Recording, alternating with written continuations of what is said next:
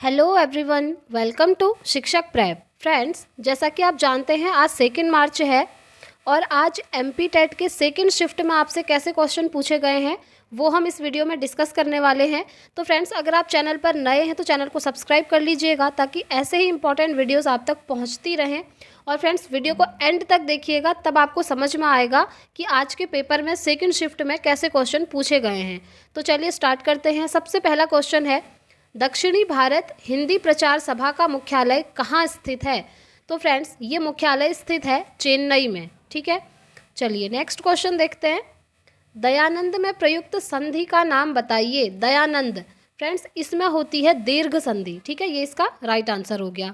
देखिए, वीडियो में आगे बढ़ने से पहले मैं आपको बताऊं, कुछ टॉपिक्स हैं जो आपसे पूछे जा रहे हैं रिपीटेडली। संधि है, समास है, ठीक है, अलंकार है, तत्सम तद्भव शब्द हैं, देशज और विदेशज शब्द हैं और अनेक शब्दों के लिए एक शब्द है। ये तो कॉमन टॉपिक्स हैं फ्रेंड्स, इन्हें आप ज़रूर पढ़ के जाइएगा। ठीक है, चलिए आगे बढ़ते हैं। नेक्स्ट क्वेश्चन देखिए, वृक्ष पर पक्षी बैठे हैं, इस वाक्य में पर कौन सा कारक है? यानी कि ये एक सेंटेंस है, वृक्ष पर पक्षी बैठे हैं, तो ये जो पर है ना, इसमें कौन सा कारक है वो आपको बताना है। तो इसमें है फ्रेंड्स अधिकरण कारक। ठीक, चलिए नेक्स्ट क्वेश्चन देखते हैं। रात को दिखाई न देने वाला रोग कौन सा है? तो इट मीन्स ये है कि ऐसा कौन सा रोग है जिसमें व्यक्ति को रात में दिखाई नहीं देता है। तो इसका राइट आंसर हो जाएगा रतौंधी। ठीक है, आप एक चीज़ और याद रखेंगे, ये जो रतौंधी रोग होता है ना, ये विटामिन ए की कमी से होता है। ठीक है, ऐसे ही विटामिन बी की कमी से होता है बेरी, विटामिन सी की कमी से होता है स्कर्वी, विटामिन डी की कमी से होता है रिकेट्स। तो इस तरह से आप इन सभी को पढ़ लीजिएगा क्योंकि कोई भी क्वेश्चन आपसे पूछा जा सकता है। ठीक, चलिए नेक्स्ट क्वेश्चन, संदेश रासक किसकी रचना है? तो फ्रेंड्स, संदेश रासक है आपकी अब्दुर रहमान की रचना। ठीक है, चलिए नेक्स्ट क्वेश्चन, मरकट का पर्यायवाची शब्द बताएं। तो आप मरकट के जितने भी पर्यायवाची होते हैं आप सब पढ़ लीजिएगा। देखिए, मरकट का एक पर्यायवाची क्या है? बंदर। ठीक है, चलिए नेक्स्ट क्वेश्चन, निर्वाह में प्रयुक्त उपसर्ग बताइए। देखिए, उपसर्ग, प्रत्यय और ये समास जो है, इन सबको मैंने एक ट्रिक से आपको याद करवाया हुआ है। ठीक है, नोट्स टेलीग्राम पर भेजे ही हुए थे। अगर आपने टेलीग्राम ग्रुप ज्वाइन नहीं किया है तो उसे ज्वाइन कर लीजिए, वहाँ पर आपको इम्पॉर्टेंट नोट्स मिलते रहते हैं। ठीक है, चलिए, तो निर्वाह में प्रयुक्त उपसर्ग कौन सा होगा? इसमें होगा फ्रेंड्स निर उपसर्ग। ठीक है, निर।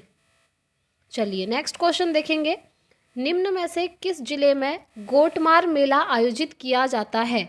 देखिए, आपके पास 4 ऑप्शंस रहेंगे, वहाँ पर एक ऑप्शन आपने चूज़ करना होगा। तो जो गोटमार मेला है वो छिंदवाड़ा में आयोजित किया जाता है। ठीक, चलिए नेक्स्ट क्वेश्चन, अंतर्राष्ट्रीय पृथ्वी दिवस कब मनाया जाता है? तो इसका राइट आंसर होगा फ्रेंड्स 22 अप्रैल। 22 अप्रैल को अंतर्राष्ट्रीय पृथ्वी दिवस मनाया जाता है। नेक्स्ट क्वेश्चन देखेंगे जो आपसे पूछा गया, भारतीय संविधान में किन अनुच्छेदों में राजभाषा संबंधी प्रावधानों का उल्लेख है? तो वो है फ्रेंड्स अनुच्छेद 343 से लेकर के 351 तक। ठीक है, चलिए नेक्स्ट क्वेश्चन, य, र, ल, व किस वर्ग के व्यंजन हैं? तो ये हैं फ्रेंड्स अंतस्थ के। ठीक है, चलिए नेक्स्ट क्वेश्चन देखेंगे, संविधान को एक पवित्र दस्तावेज किसने कहा है? तो संविधान को एक पवित्र दस्तावेज कहा है डॉक्टर भीमराव अंबेडकर, जिन्हें शॉर्ट में हम बोल देते हैं BR अंबेडकर। ठीक है, चलिए नेक्स्ट क्वेश्चन देखिए, भारतीय स्टेट बैंक की स्थापना कब हुई थी? तो ये स्थापना हुई थी फ्रेंड्स 1955 में, यानी कि 1955 में। ठीक है, चलिए नेक्स्ट क्वेश्चन देखते हैं, गणित में किस विधि में हम प्रायः सूत्र तथा नियमों की सहायता लेते हैं? देखिए, वो होता है फ्रेंड्स निगमन विधि, जिसे हम इंग्लिश में बोलते हैं डिडक्टिव मेथड।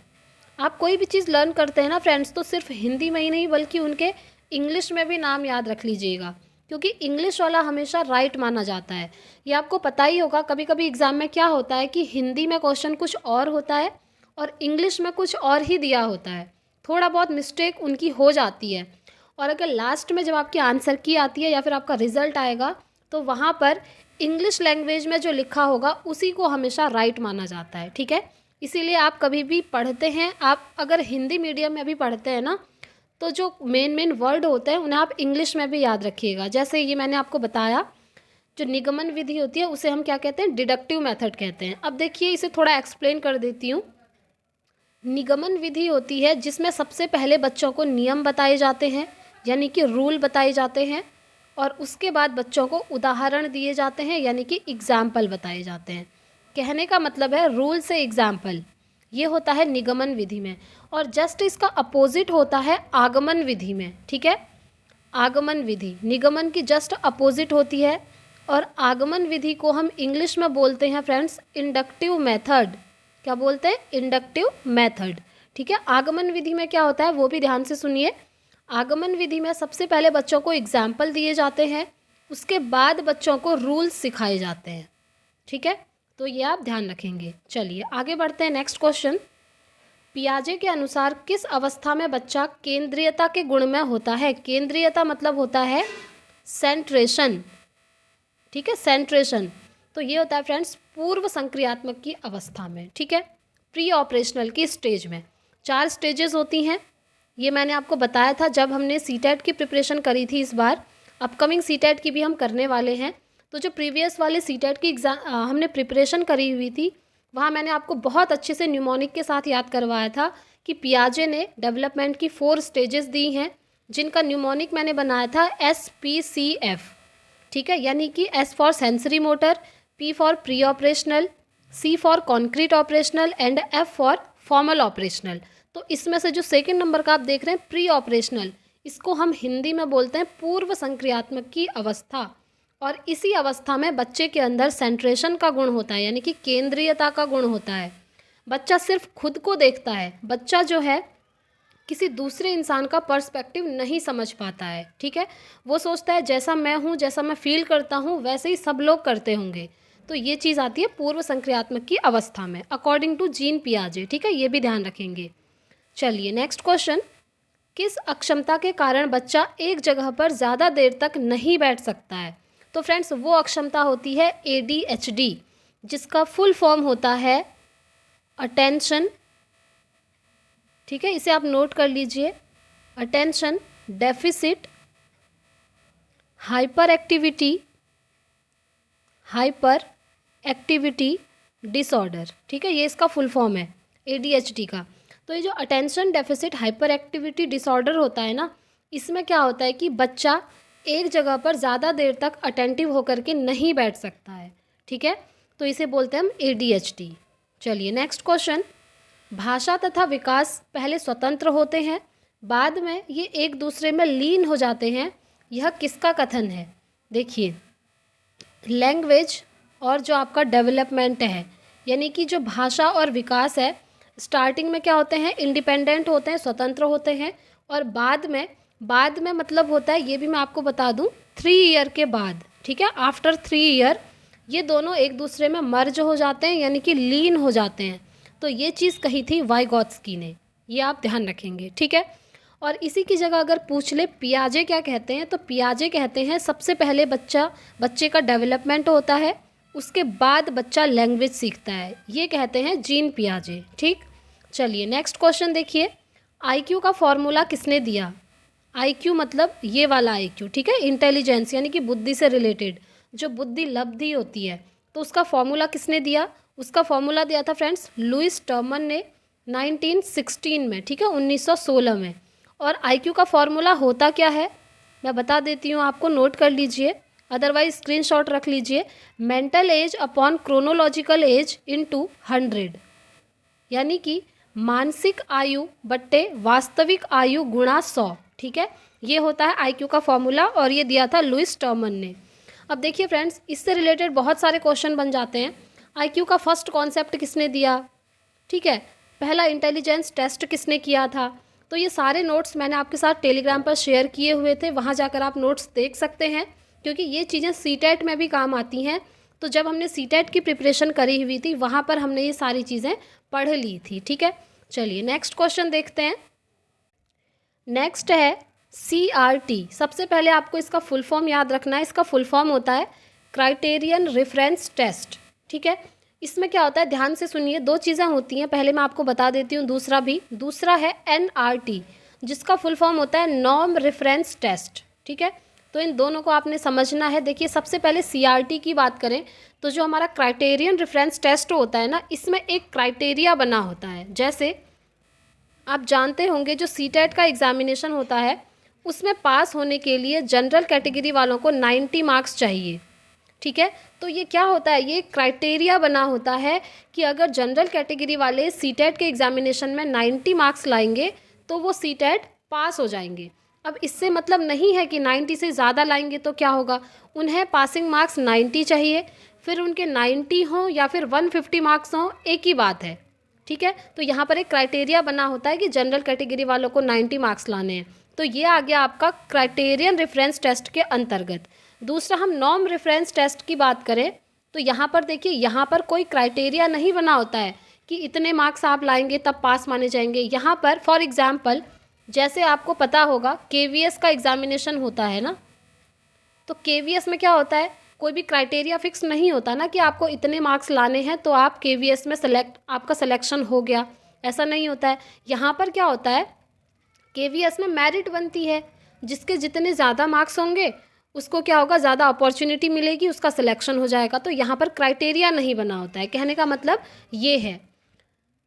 ठीक है, आई होप आप लोग समझ गए होंगे। चलिए, नहीं समझ आए तो आप कमेंट कीजिएगा, मैं आपको अगेन समझाने की कोशिश करूँगी, और अगर आपको इनके नोट्स चाहिए तो प्लीज़ कमेंट कर दीजिएगा।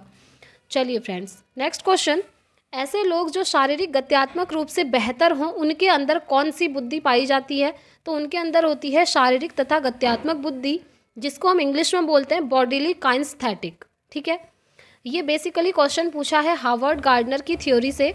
हार्वर्ड गार्डनर ने मल्टीपल इंटेलिजेंस की थ्योरी दी थी, जिसमें उन्होंने बोला था कि जो हमारी बुद्धि होती है, इंटेलिजेंस होता है, वो 8 प्रकार का होता है। ठीक है, जिसमें से एक प्रकार होता है शारीरिक तथा गत्यात्मक बुद्धि, जिसे हम इंग्लिश में बोलते हैं बॉडीली काइनेस्थेटिक इंटेलिजेंस। चलिए नेक्स्ट क्वेश्चन, शिक्षा द्विध्रुवीय प्रक्रिया है, यह किसने कहा, तो फ्रेंड्स ये कहा था एडम्स ने।